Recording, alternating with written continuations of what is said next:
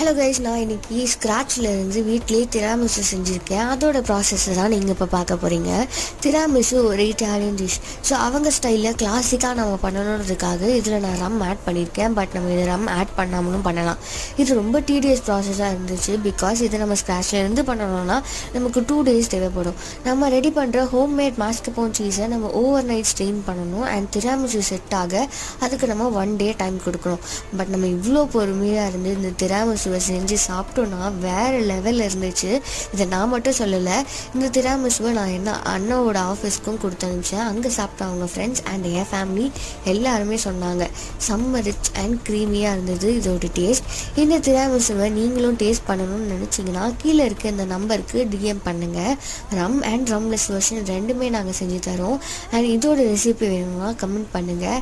And இந்த மாதிரி video பார்க்கணுன்னா நம்ம சேனலை சப்ஸ்கிரைப் பண்ணிக்கோங்க. பாய்.